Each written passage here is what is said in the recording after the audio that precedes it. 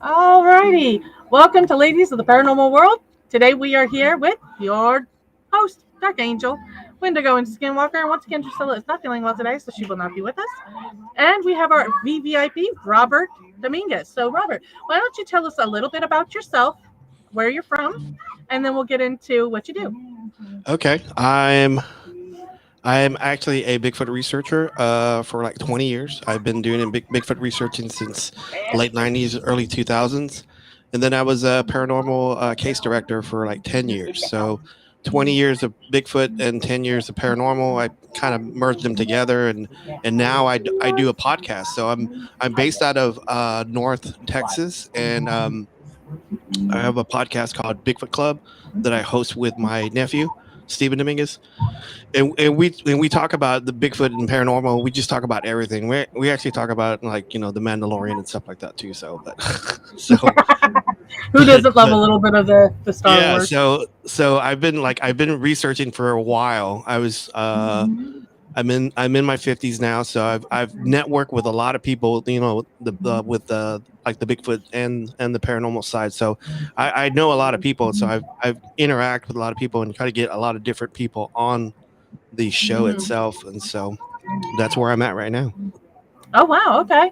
So in your profession, have you actually had any captures or photos or video evidence that was suggestive of Bigfoot sighting? It's funny that you say that because, like, I was with a group called Texas Bigfoot Research Center in the late 90s, early 2000s, and we were researching a lot of stuff like in East Texas, Oklahoma, Louisiana, Arkansas. And I've never seen a Bigfoot. I've heard stuff. I've seen stuff happen that I don't know. I can't explain. I've been yelled at, whistled at, screamed at, thrown rocks at. So, but I've never seen one. I was researching with this some colleagues of mine in East Texas, over in Paris, Texas, and we were putting cameras out on this one gentleman's property, and it was right next to Pat Mays Lake. And um, we actually had some footage of a Bigfoot, like, because like this guy was experiencing some of his like geese and ducks were coming up missing, and he was growing corn, and he was growing Oh, squash and watermelon and stuff. So in the middle of the night, sometimes some of this stuff would come up missing. So we would oh, put okay. cameras out. We would put cameras right adjacent to his property, like a fence line. And so Mhm. whenever I would stand next to this fence line, I was probably like at my shoulder, this barbed wire fence, and we had Mhm. footage of this creature or this thing with his knees bent, walking up to the fence, Mhm. stepping over it without breaking stride, and running over to his corn stalk and pulling out Oh corn, and wow. then walking back. We had this footage, and the guy, it's this guy's property, and he didn't want to be he didn't want to be famous. He didn't want anybody. He just wanted to Right. know He what just wanted to know what was going on. yeah, he wanted to know what's going on. Eventually, I'm sorry to say, but he passed away like 10 years ago. Oh, And, I'm and sorry his to hear wife that. his wife doesn't want anything to do with it. So she has all this footage, and Hmm. we're not allowed to show it because she says I don't want to show it. And I know people are going to say, yeah, you would say that. You have Bigfoot footage, but you can't show it. But it's not. I have to honor her because that's what she wants, and so I'm just going to Exactly. do it. So that's what I have right now. So and like right now, I'm not doing a lot of Bigfoot research. But if someone were to reach out to me, I would go out and like help them and try to assist them as best I can. So There you go. So I'm going to ask, when you're doing Bigfoot research, what kind of equipment do you use in order to try and capture and catalog evidence? well, when in like my early years, in the early years, like I said, like we did it like in the 90s and 2000s, so there wasn't a lot of stuff that was available at that time, and Hmm. most of the stuff most stuff that was out was super expensive, and Hmm. so the like a lot of things that we were using were like game cams, stuff that hunters put out to see what kind of games in the area, and so we Right. had and like thermal um imaging stuff or thermal cameras back then was unheard of. Like in '90s and early 2000s, it was like 6 grand for Ooh. a thermal vision and anything like that. And now like you can put it on your iPhone and go. So Yeah. but like back then I didn't have a whole lot of stuff. So we would go out and just like try to put cameras out, try to put and like we were like at the time where it was really hard to get by, so we would just get like VHS recorders and just like stick it in a tree. Just stick it in a tree. And so we would do stuff like that. So back in the day, we would do that. But nowadays, like, I mean, you can get a drone with thermal on it now. So it's kind of impressive. But I don't, like, again, I don't do a lot of research anymore. But like I said, if someone were to call me and that actually needs help, I would go out and help them. So Oh wow. Okay. And now I'm going to ask you, what's your most frightening experience while um researching like Bigfoot or the paranormal. Bigfoot? I'm Okay. starting with Bigfoot, and then we'll go into the paranormal. Okay. Probably. Let me see. There's a couple. There was actually a couple. There was Oh, go one. for it. There was one where we were, and I'll say exactly where these places are because I don't research anymore, and I don't really care about anybody, because I'm not researching there. I don't know any researchers out there. So I was in Moyers, Oklahoma, which is the foothills of the Kiamichi Mountains. I had a buddy of mine that had um, some property up there. So if you had property in the Kiamichi Mountains, there's like a security guard at their front gate. So you can't just go in whenever you want to. You have to have property there. Right. So I had a buddy of mine that had property there, and we drove up and we would hang out at his property. And I think he was telling me that the owner of the mountain had made a dam for fishing. So he wanted to Oh. go down and check it out. I said, okay. So we walked down this, it's a mountain, but it's really like a big hill. They call it the Kiamichi Mountain. Really, it's just a big hill. And so That's what I say about our mountains here, the hills. we would actually walk down this mountain and to go to this little bitty dam. And as we were there, we would smell like a really musty smell, like a really like a wet dog smell. Oh yeah. And this dam had like a tree line around it, so it was really thick. It was really thick brush out there. So Hmm. whenever we were walking around like looking at this dam, we would hear like a guttural growl, like a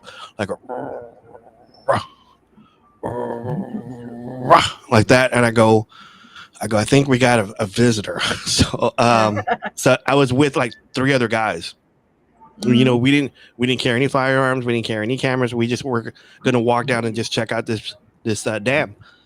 Oh wow. and Okay. and I go, okay, well, I think we need to go. And like, let me just back up really quick. Like, as we're walking down this hill, I was looking at all the because it had just rained, and so I was looking at all the puddles of mud and all the mud puddles to see if I could like see like any footprints.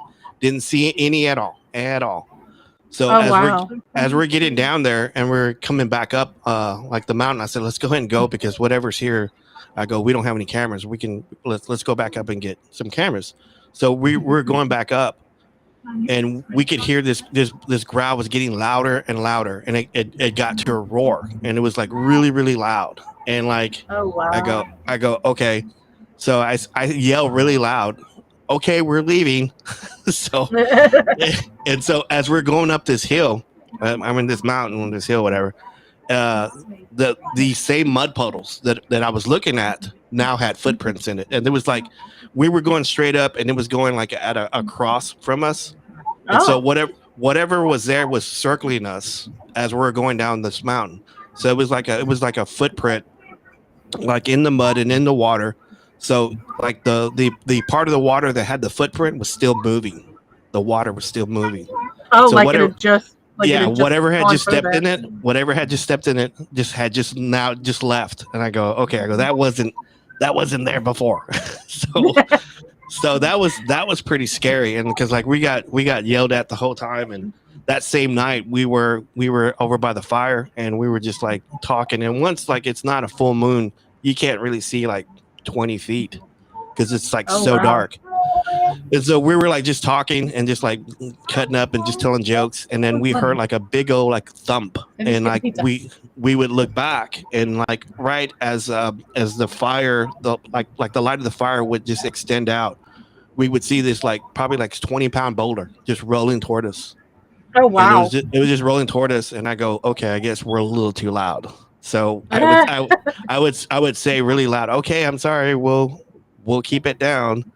And like and like throughout the night, it would like, I guess it would come out and slap the back of this cabin, and then take off running. Oh. So we Oh would wow, get like ding dong ditch with the yeah. Sasquatch. So we would get a lot of that all the time. So that was probably like scariest, because like I had just got into it, and I wasn't really sure what I was getting into. So most of that stuff was kind of scary because I wasn't expecting a lot of that like growls and 20-pound rocks thrown at us. So Right. it was pretty Yeah, scary. that's kind of scary. Yeah. Okay, so you said there's a couple of instances. So that's one. What was the other one that was a good fright for you?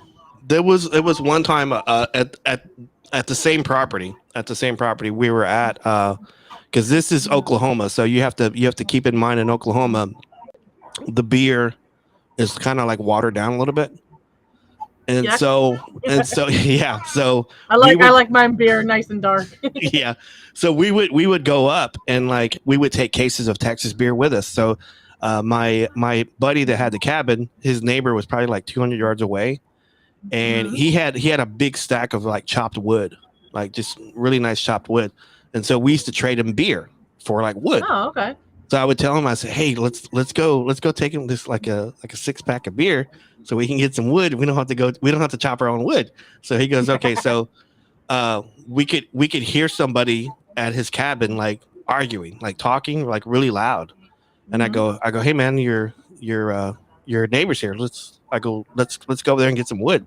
He goes, okay. So we walk over there, and we're walking over to his property, and it's like this dirt road, and we're walking. As we're getting closer to his property, we could hear like two people talking, but Mhm.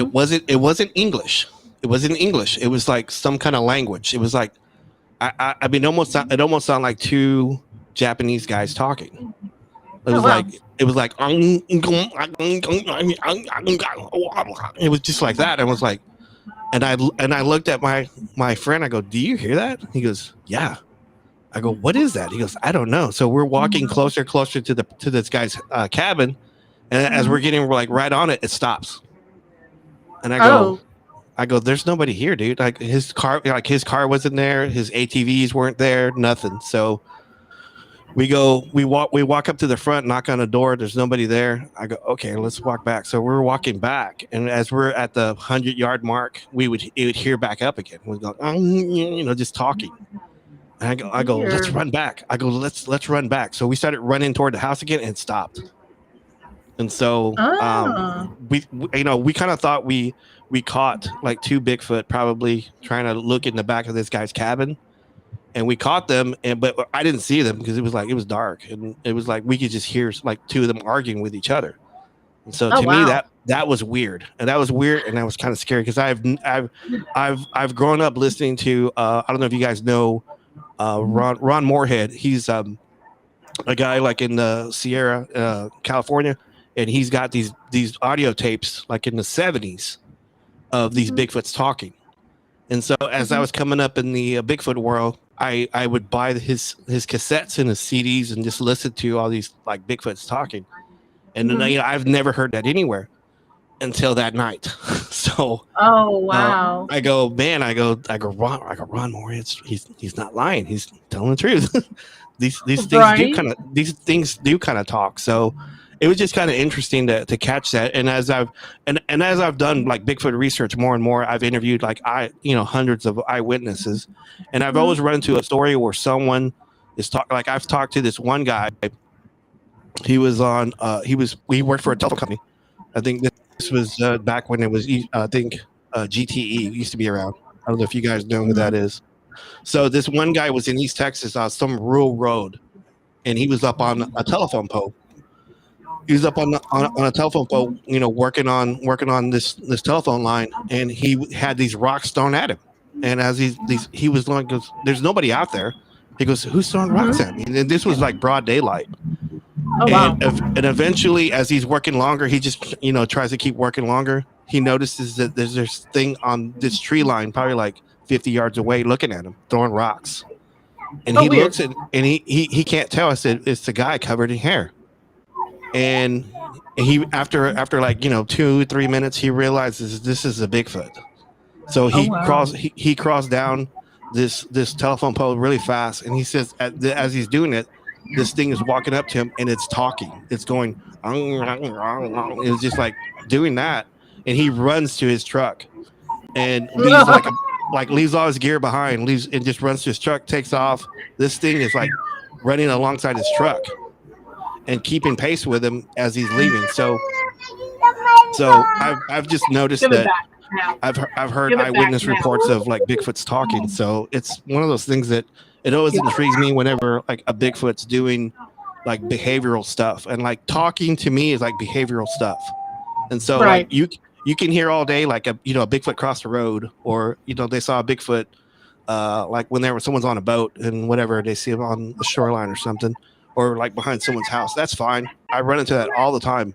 But anytime I run into like a Bigfoot sighting that has behavior, like a facial features, or just talking, that's always intrigued me a lot. So, Oh wow. Now, when you're talking, I'm sorry. When you're talking to a witness, how do mhm. you go about interviewing them to make them feel comfortable? Because I know when I do interviews with everybody, I always hear the same thing. Oh, they're going to think I'm crazy. Right. They're not going to believe me.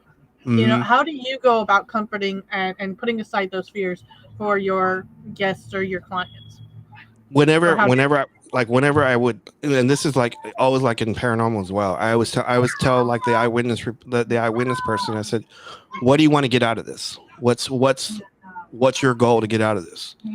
And like a lot of them would just say, "You know what? I just got to get it off my chest. No one will like believe me. I've talked to my spouse. I've talked to like law enforcement. I've talked to game wardens, and no one believes me." I say, "Okay." So just start from the beginning. Tell me exactly what you were doing before you saw this thing, because a lot of times you run into people that, because I call this TV saturation. Whenever someone watches TV too much and they want to be important or they want to be heard, and they just make up a story that they saw on TV. And so I always tell people, start at the beginning. What were you doing prior to this eyewitness thing? Because like it'll make sense when someone says, I was going from point A to point B, and this is the reason I was doing it. Because a bunch of times if someone's lying, and I hate to say that, if someone's lying, then they're gonna mess up on their lives. Because I'll go back and say, okay, you said this, let's go back.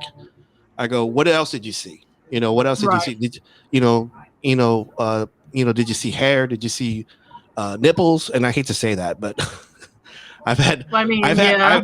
I've had a couple eyewitness reports, and I hope I can. Is it okay to cuss on this? Oh, this is completely no Okay, children friendly. okay. Because I've had a couple that people this like a couple stories of them telling me about the size of a a Bigfoot's penis. So Oh, well then. so I've had a couple stories. So I know one of my podcasts is called "Mind Your Ends and P's, Your Nipples and Penises." So so I love that. That's so great. I've had some eyewitness reports of someone talking about a penis, and I go, man, you don't get that too often, and I've had a No, couple. So I don't know, it's crazy. So that's funny. I don't think I know too many people that have talked about their gross penises or anything. that's crazy. So um, but okay, so now we're going to move a little more into the paranormal. When you okay. first started into the paranormal, was it due to the fact that you were into investigating Sasquatch, or was that a secondary passion?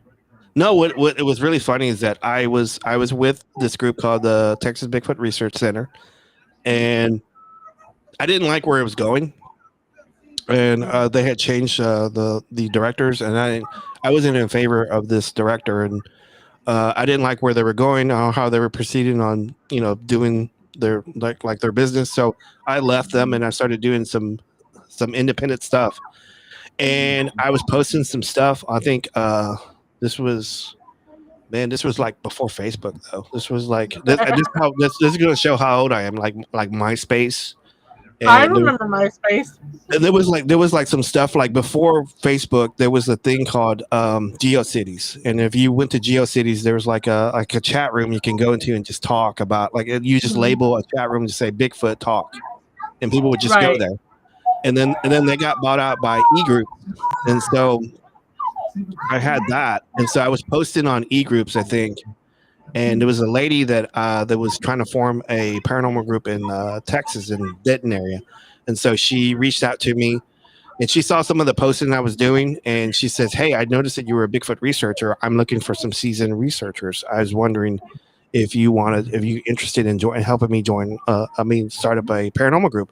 And I've always been Nice. interested in the paranormal. I go, yes, because like a lot of times whenever you're doing Bigfoot stuff, you run into paranormal stuff. I don't know why.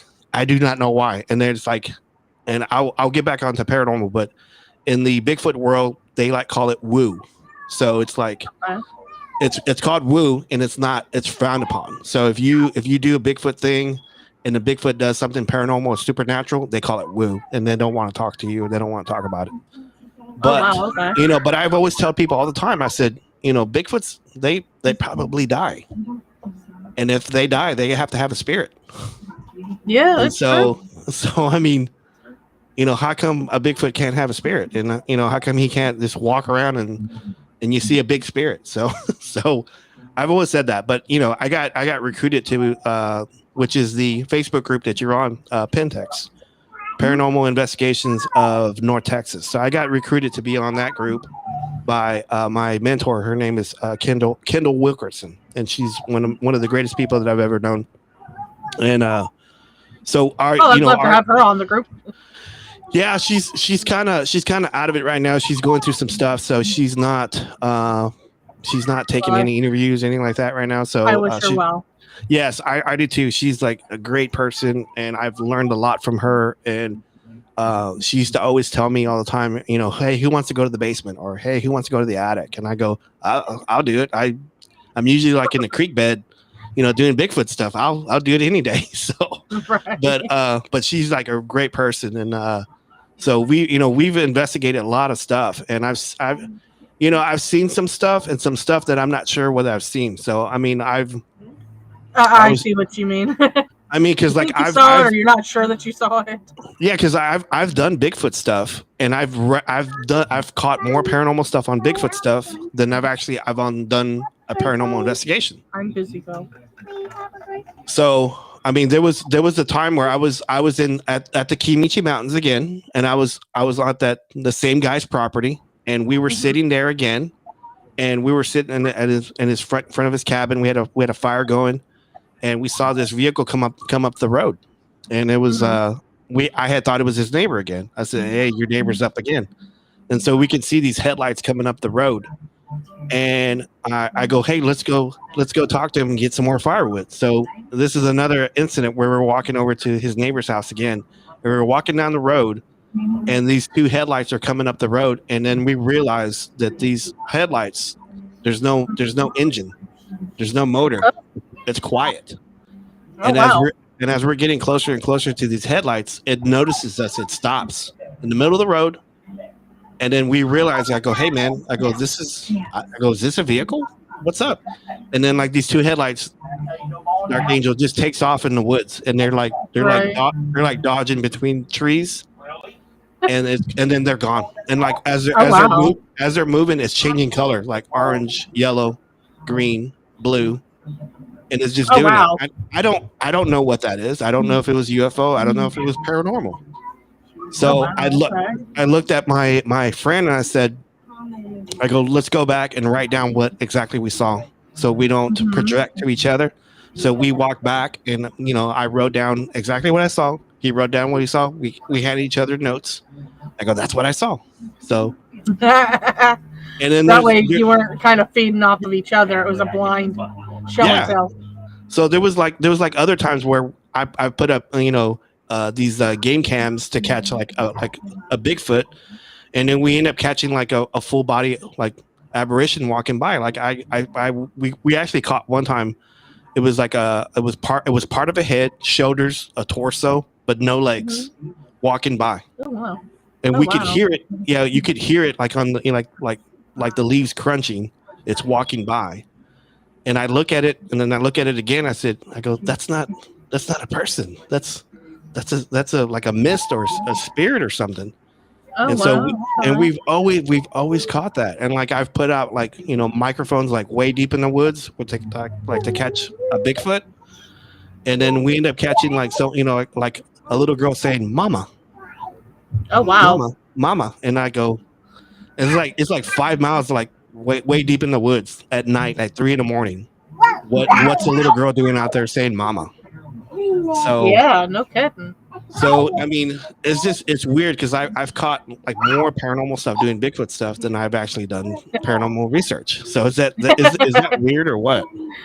It's kind of maybe a mixture of paranormal going on while you were doing the Bigfoot investigations. Yeah, Um, okay, so my next question is going to be, what's your most terrifying paranormal experience or paranormal experiences?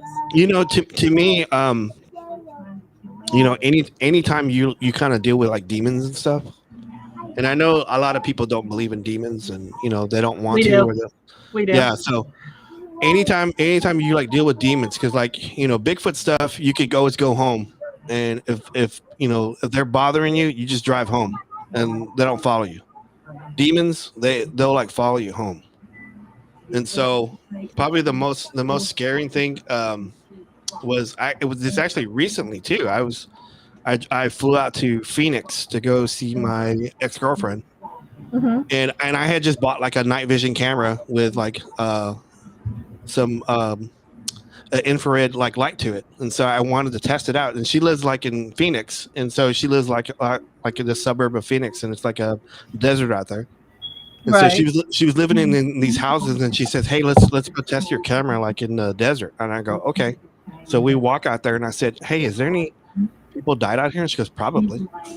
I go, I go, "Okay." So we walk out there, and I had like a EMF detector, and I had a K2 meter, and so I was walking out there, and I was just showing the camera. I just wanted to see how it looked at night to see, can I even see this stuff? So we're out there talking, and she turns around. She Hmm. turns around and she sees something. And I go, "What's the matter?" She goes, "I thought I saw something behind you." I go, "Really?" Oh no. It was like way like in the desert. There's nothing around me. There's no trees. There's no cactuses. There's nothing.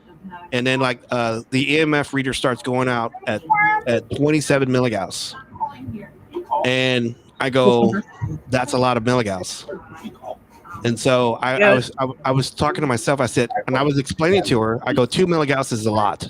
Okay, Yes. 27 milligauss. That's bombardment. That's almost like you're gonna almost like throw up if you sustain that for a very long like amount of time. You're gonna throw up. And Right. I go, "This is weird." And so it was going off, and Oh wow. I was telling myself, I said, "Okay, I don't accept you. I'm not inviting you in. So whatever's Mhm. here, I go, I don't want any part of it." So, and I wasn't even looking for ghosts. And so so we're walking back, and it takes us 15 minutes to walk back to her house. And we're Oh walking wow. back. The EMF like the detector was going off between 20 and 27 milligauss the whole time. Oh wow. It would not dissipate. It would not go away. And we're walking up to her house, and she says, "Rob, I don't want this shit in my house." That's what that's what she told me. And I go, "Do you have any salt?" And she goes, "Yeah." I said, "Bring out the salt." And so she brings it out. And Scott Perry, he's one of my admins on Pentex, and he's a certified witch. And so I call him, and I go, "Scott," and he goes, "What's up?" I was in Phoenix, and he was here like in Texas, and I called him. I go, "Hey man, I got this thing going on." He goes, "What's going on?" And I explained this to him. He goes, "Okay." I goes, "Okay, I'm going to do some remote viewing really really quick." And I go, "Okay." So he does it and he says, "Hey, whatever," it goes, "whatever you got on you, it's bad, but it's not the baddest thing that's out there. This thing is Right. bad." And it goes, "This thing is bad." He goes, "I'm gonna do a couple of chants," and like the whole time while I'm talking to him, Dark Angel, is that the EMF detector is still going off. It won't dissipate. And so to me that was pretty scary because I didn't even wasn't even looking for anything. And so he Right. whatever he told me, he says it's not a human. It's not this thing, whatever is attached to you right now, it's not a human. And Right. it doesn't want to go away. And he goes, let me do a couple of chats. So he did a couple chats in like in Latin. Hmm. He told us to put down the salt on all the entrances. And so like we did. And then the EMF detector died. It just quit. It quit going. It Oh quit going wow. off. So it took off. And so Oh wow. to me, that was pretty scary because number one, I wasn't even looking for it.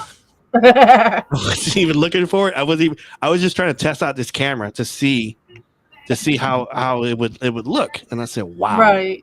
So that was pretty scary. Yeah, I would imagine so. It's probably not something I would have just been like, oh, okay, cool. Uh, I probably would have been wanting to deter whatever that was too. Yeah. Okay. So I think right now on Pentex, because I helped founded that one, and like I have I have other admins like in that group. I usually get about maybe like 2 cases a month there, and so I usually divvy it out to like anybody that wants it. Like it's mostly like in Texas, and they'll say, hey, I got this going on. I said, do you need help? Do you need help? What's going on? And they explain whatever they're like giving to me because like there's a bunch of groups within Pentex because like Mm-hmm. we used to be an active group. We're not an active group anymore, but Well, we that's have kind of stinker. yeah we have about 700 people in that Pentex group in that. So I'm really tight on who I let in that group because I don't let just anybody in and because Well, I feel privileged to be part of that group. Thank you. I put down questions, and if you don't answer the questions the way I want them to, then I don't let you in the group. so Well, so there you if you're go. if you're in the group, that means because I looked at it and I go to my admins. I go, what do you think? I go, yeah, that's a keeper. I go, okay, so I'll approve it and just let them in because you get a lot of weirdos. You get a lot of weirdos, and like I hate to say that, and No, it's Bigfoot the true though. paranormal because I tell people all the time because like people always tell me because hey Barry over here likes Bigfoot, so why don't you go to the woods? I go, no, no, no, just because he likes Bigfoot doesn't mean I got to go to the woods with him. So Yeah, no, right? there's like 5 people I trust that I would go to the woods with, and Barry's not one of them. So so Well, no offense, Barry. yeah, I just use Um, Barry as a name. So but oh, I'm opening stuff. My bad. So my next question is going to be demonic in nature. Always, mm-hmm, mm-hmm. always. What or if ever have you experienced a demonic attachment attack or a situation where you walked into a room and you could feel the heaviness and darkness to the point where you didn't feel like you should be there? I'm gonna avert back to like Bigfoot stuff because there was a time where I there's a on the Texas Oklahoma border. There's like the Red River, and there's a bunch of casinos because at the time there's gambling in Texas is not legal. It's only legal in Oklahoma. So there's an area called Brown Springs, Oklahoma, and like in the 50s, the Dallas mob used to dump bodies there. Used to dump bodies there all the time, and then I think even currently today there's people who use heroin out in this area. So Hmm. there's needles out there all the time, and so there's a lot of stories of like Bigfoot out there too. And so I was attracted to Bigfoot stuff. I go, let's go out to Brown Springs and let's go check it out. And we like drive up, and I get out of the vehicle, and before I notice anything about Bigfoot, there's like a heavy like thing on my chest as I'm getting out of the vehicle, and I can't breathe. And I go, what the heck's going on? I was having Oh, wow. anxiety, but I wasn't. And I Hmm. go, man, it's heavy. And like I was asking my cousin because I had taken my cousin with me because yeah, it's heavy. I don't know why I'm having a hard time breathing. And Oh, so wow. uh, you know, to me, I mean that's probably like probably hundreds of bodies that's over there just still hanging out. and then you have Bigfoot stuff there too. So Right. I don't know if there's any demons there, but I wouldn't doubt it. I wouldn't doubt there would be demons in this area because it has like Native American like burial grounds there too, like mounds. They have that. They have they have like the body dumping, and then they have Bigfoot stuff there. And then they have like drug usage out there too. So you have all this, Sounds like a clusterfuck. yeah, yeah, all this energy. And like I used to tell people all the time because like I don't know if you guys know this, but Bigfoots are reportedly can give off infrasound, and if they give off infrasound, they like Right. I've heard like so many stories of people saying I was terrified, I couldn't move, I couldn't do this, I couldn't talk, whatever. Right. And like I was talking to somebody, I was talking to like another Bigfoot researcher, and they were explaining. I was explaining to him EMF, what EMF does, because EMF has different properties that affect different people in different ways. Like Right. some people get nauseated, some people get lightheaded, some people get dizzy, some people like see stuff. And so I was explaining EMF to like this other Bigfoot researcher, and they said, "Well, that sounds like infrasound." So now whenever I go out and do Bigfoot stuff, I take a EMF detector all the time. Oh, right. And so I've been in areas like that has no power at all, and like my EMF detector always goes off all the time. Oh, And wow. I don't know if it's because of Bigfoot, I don't know because it was ghosts, but like the closest I've gotten to like other than the Phoenix story and then this story about Brown Springs, Oklahoma, that's probably the heaviest I've ever experienced walking into your area because I've gone to Goatman's Bridge here in Texas. That's really famous for paranormal stuff there. Didn't feel nothing there, and everybody else that goes there say, "Hey, I felt this. I felt attachments." I go, "I didn't feel nothing." So I don't know. I mean, that's the I best was gonna say answer.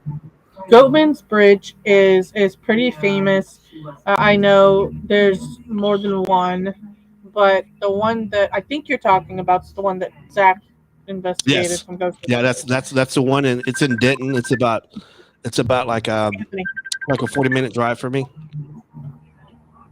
So yeah, it's like a 40-minute drive for me. So it's relatively close. And I actually did a podcast there. So Oh, wow. I actually took a H2N Zoom and I just like did a podcast.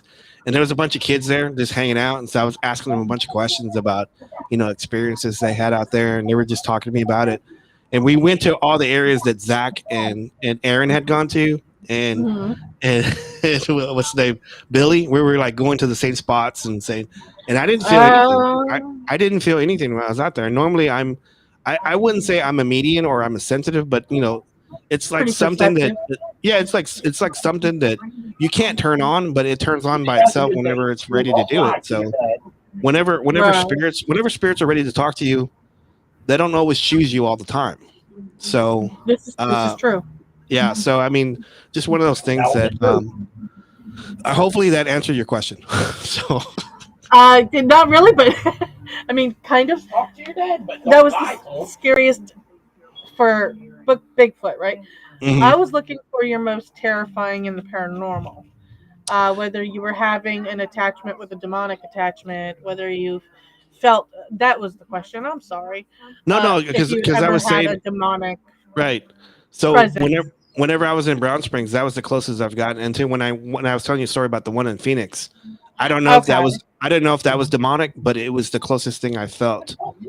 as something that was attached to me. And like I've heard stories of other people experiences, and I've had, I can tell you those stories, but I've never personally had that was the closest thing I've gotten, because like to me, I'm very spiritual.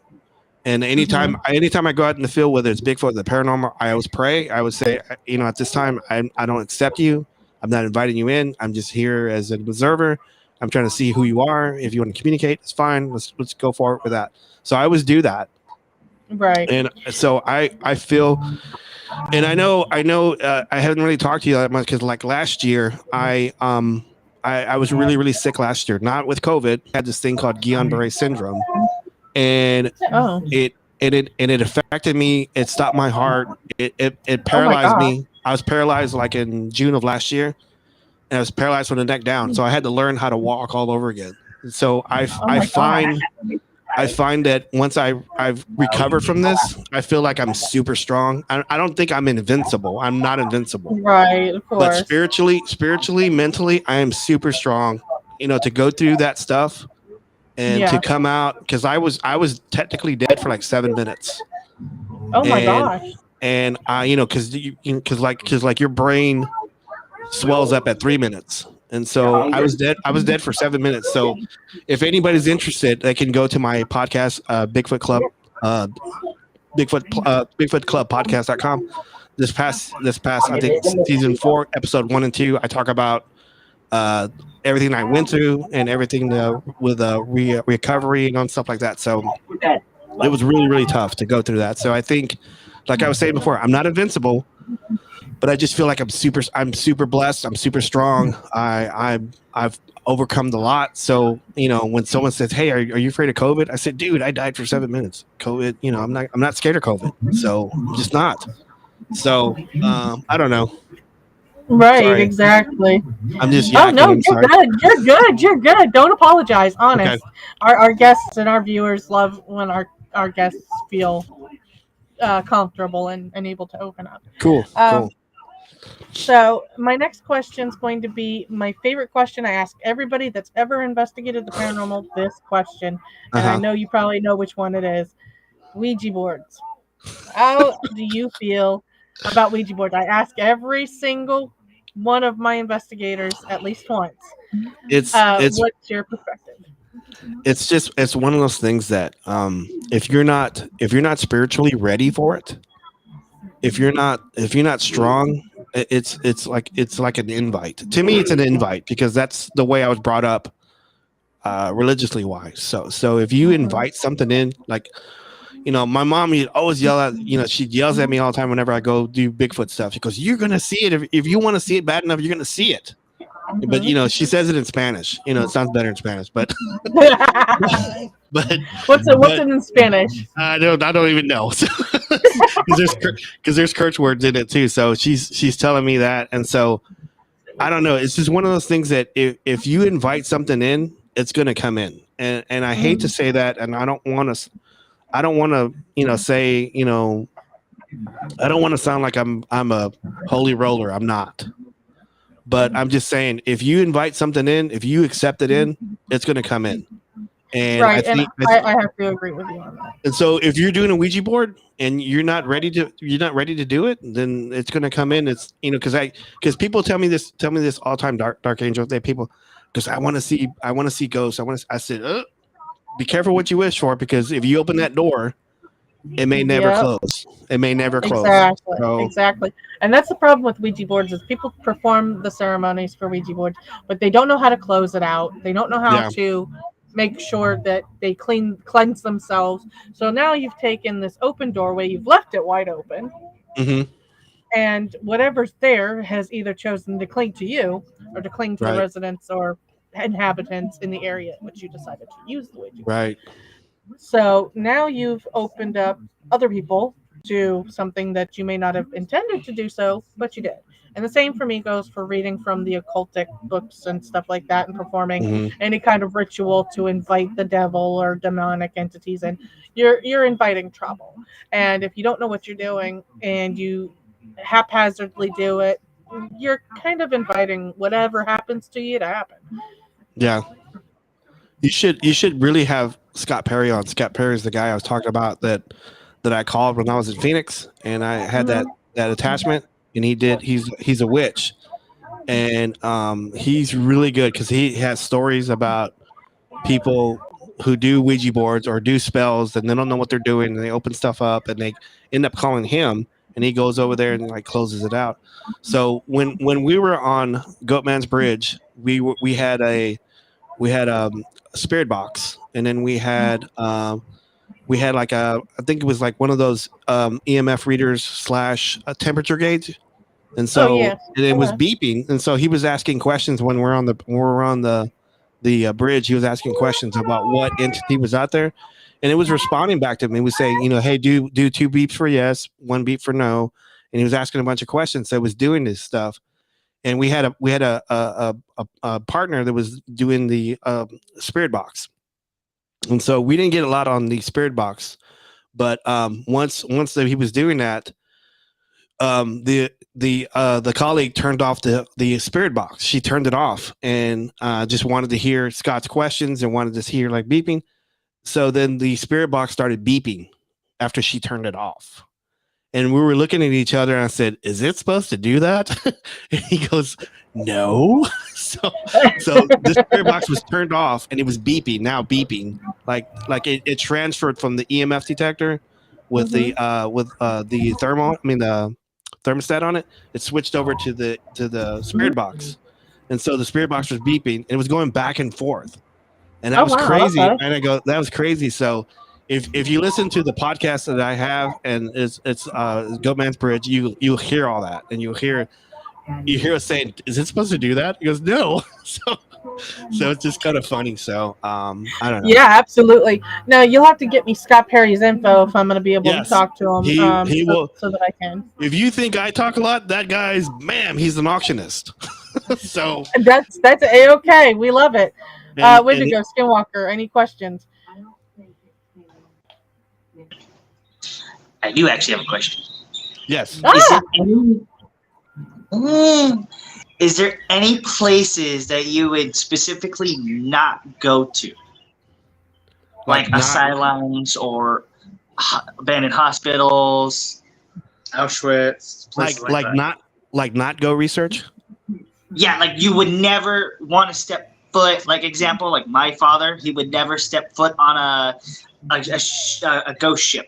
Never. He would never step a foot on a ship that's just there. That You know, appears out of nowhere. I think I'm with him because I can't swim. So I would probably say that any kind of ghost ship or He was a sa- he submarine, was, he was a anything like sailor. that. Huh? Yeah, my dad was a sailor, so he has all the whole sailor things where if you like go on a ship that's been where people die, abandoned. Yeah. abandoned, and like nobody knows how it happened, things like that. He is very skeptical about that kind of stuff. Is there like any places that you wouldn't go to just because you're skeptical about something, or just because for you it just doesn't like me? I will never ever go to what's his face's doll room. I will not ever because Oh, Yeah. Zach Bragan's doll room. I Yeah. hate dolls. So I will not go to like the island of the dolls, things like that, because me, I have my own They things. don't do dolls. They don't Yeah, do dolls. You know, I will say this. I'm one of these people that, because I don't really listen to a lot of crime podcasts, but I refuse. I do not talk about anything that has to do with kids dying. And I hate that. Or kids being killed. So I would not research an area. I would not want to research an area where a lot of kids died. To me, that's Okay, just I that just touches don't that want. touches close to home. Yeah, You know. it does. So if I see a movie where I see like if someone kill a kid, I stop watching it. I just you know what, I'm done. So Yeah. there was a buddy of mine was doing a crime podcast, and I was trying to support him, and he was talking about Richard Ramirez, the and he was talking about a section where he was killing a kid. I said, you know what, I'm done. Can't do it. So Yeah. to answer your question, I would not want to research an area that had a bunch of kids that died. So to me, it's very sensitive to me, and I don't like it. So, Now, have but you ever anyway, walked into a room or a place where the energy was so strong that you could feel it just by entering the home or entering, whether it be an abandoned hospital, whatever, where you yeah, can physically feel the energy? I researched. There's a hotel in downtown Dallas. At the time, it was called the Lawrence Hotel. I don't know what it's called now. They changed the name, but it was right. It's right next to Channel 8 WFAA, and they have a big tower that Mhm. emits a lot of EMF. And so there's a lot of stories of paranormal in this one hotel. I think one of the senators of Texas in the 50s died there, and a lot of Oh people wow. committed suicide. A lot of people committed suicide. And whenever we had the opportunity, I think because Ghost Lab, this was an old show on Discovery Channel. Ghost Lab was there a week after we were. Oh So wow. so Pentex got to go up there, and so we had 2 floors to ourselves, and we had the basement to ourselves.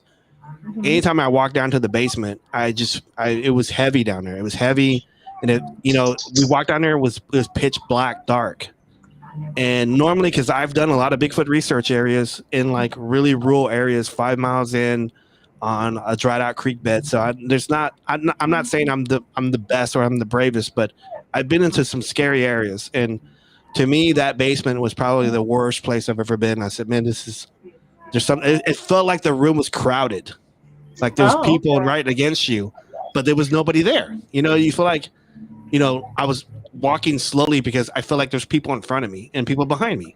It was the weirdest feeling ever. So I don't know. I don't know if that explains or it talks about. I don't know if that's a good example or something. But I just felt No. weird there. Yeah, absolutely. Now, have you ever had anything physically touch you? Whether it was to scratch you, to pull your hair, touch your hand, poke you, whatever. Did you ever feel like you came in physical contact with the spirit? I haven't. I've seen a lot of stuff. I've seen stuff on the side of my view. I've seen lots of stuff, and like it was but I've never had anybody touch me. No, I would say that, but I do have a lot of wild, vivid dreams, and I always, the belief I've always had is that your mind is open to any kind of spirits that want to communicate with you whenever you're sleeping, because that's you're just open to that. But I don't think I've ever had anything touch me. At least I don't think so. Okay. Well, I mean, sometimes you don't get those experiences. I've talked to a lot of guests that have the same answer. They don't feel the physical touch, but they see a Mhm. lot of different things, or they're able to capture a lot of different Yeah. things. So I always ask it because we do have guests that have felt like their hair has been pulled, or Hmm. things like that. So my next and final question, because we have 8 minutes left, unfortunately, Hmm. is my closing question. What are your top five bucket list places if you had the chance to go anywhere in the world to investigate for the paranormal, and because you do paranormal and the Bigfoot Club, what Right. would you have wanted to investigate, or would you want to investigate uh, currently for the Bigfoot Club? I would want to go to Bluff Creek. That's Bluff Creek is where Roger Patterson had that video of the 1967 Bigfoot crossing that dried out creek bed. I want to go there. I'd like to go there. I'd like to go to Alaska and investigate there. Actually like to go to. And this is also paranormal like stuff too. They have the Alaskan Triangle where Yes, they have paranormal Bigfoot and UFO stuff. So I'd like yes. to go there.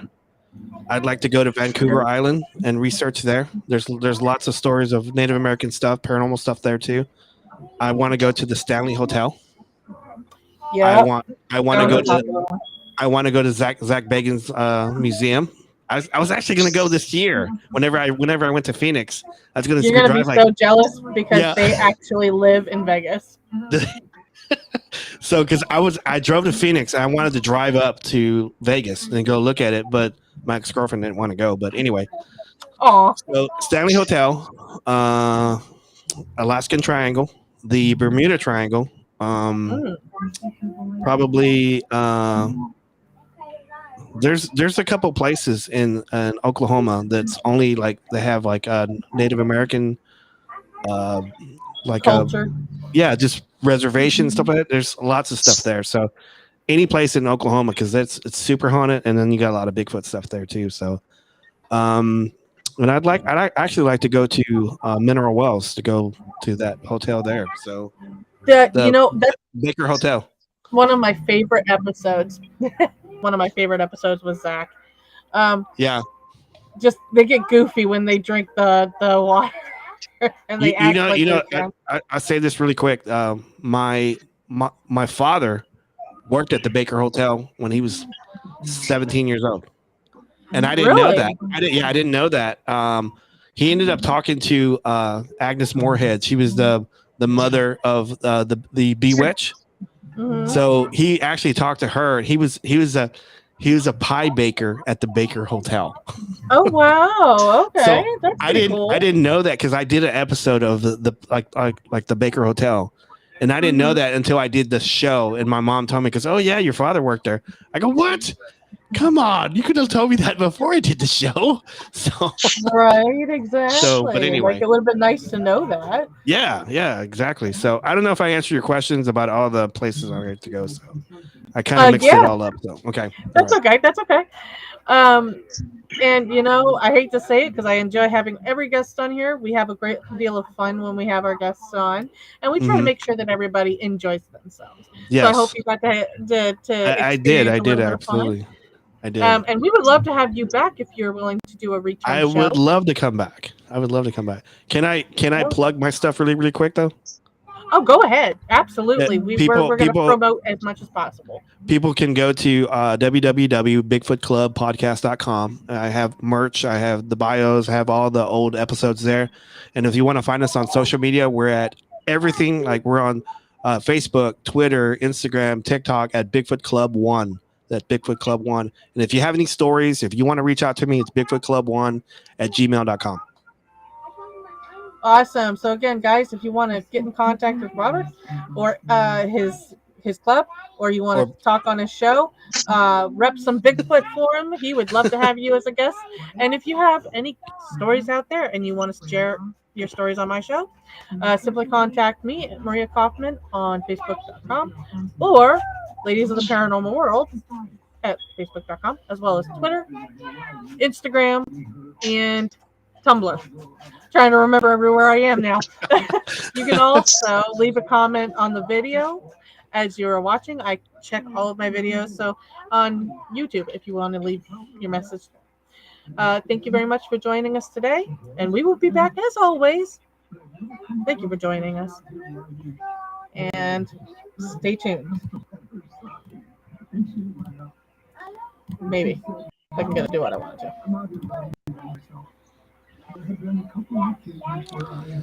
hey, thanks for so much having me on. I had a whole lot of fun talking to you guys. Hey, and stick around for a couple of minutes. I can get you scheduled in for Sure. next week or visit. Sure. Monday we have Bobby Mackey. Wow. Do you really? Yes. Oh my god! I should have said that. I'm excited That's probably one of the places. I didn't even mention that place. That's probably one of the places I'd like to go to. Bobby